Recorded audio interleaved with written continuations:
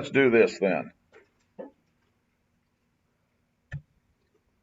we were to sell Pepperdine to any prospective students, what would be some of the main attractions that we would sell secondhand? What? Yourself. Students like yourself? Just interested in yourself. Okay. Malibu. Perfect. Right. So Malibu, perfect weather, close to LA. These are things that Pepperdine is unique, and that we're all fortunate to be part of. But being caught up in this lifestyle on a daily basis sometimes makes me forget how fortunate I am to be here. And during these moments, I tend to remind myself of a trip that I took to my mom's hometown in the Philippines that reminded me of this perspective, of how lucky we all are to be not only receiving an education like this, but in a location like Malibu. So we were all we were heading to her hometown called Luzon, about 40 minutes from the capital of the Philippines, this is during my freshman year of high school. And up until this time, I never really understood how fortunate I was to even be living in the Bay Area, one of the best places to live in the world. I just thought it was usual for people to live like myself.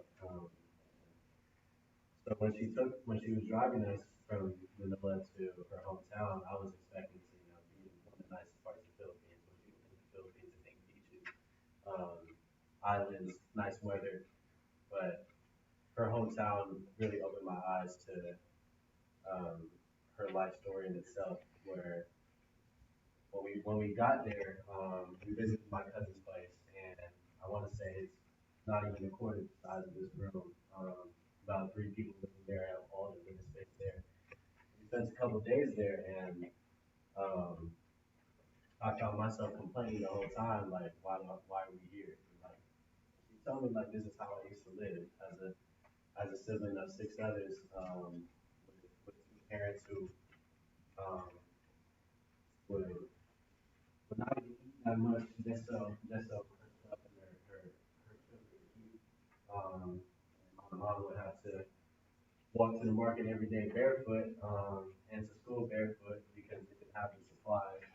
Um, they would have to share with their siblings. It really opened my eyes to how lucky I am to be being in this position. And so she told me like, hey, I'm gonna have you live like how I used to every single day.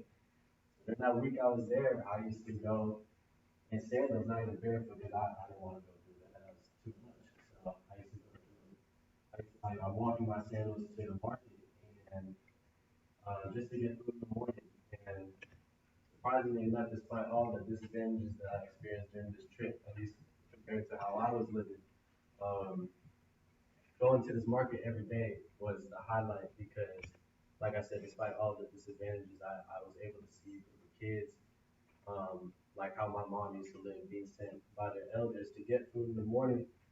Everybody had a huge smile on their face, and I didn't understand that. I didn't understand how you could be so happy to walk. So I asked some of the kids with my cousins, like, how far y'all walking? They said, miles. Why y'all so happy? Like, isn't that a struggle? And they said, nah, this is our routine. This is our lifestyle. And I'm like, I'm grateful to even be walking. I remember that verbatim. And that moment on really made me realize that um, how undeserved of the situation I was. So when I returned back home throughout my high school experience, as I continue on here at Pepperdine, I realized not only how grateful I am to be in a place like this, but um, just the, the little things. Like Pepperdine, for example, I hear a lot of people complaining about the food. I chime into that too. I don't think it's the greatest, but the fact that we even get food, have to walk up off it, just means a lot in itself. And sometimes I lose sight of that perspective. But then I remember other stories like how it all comes together. Why I remember back in the second grade. Now after this trip, yeah, it made sense to me. My mom had breast cancer, and I remember just as a little child, like she would still have a smile on her face every day during that period. And I didn't understand it.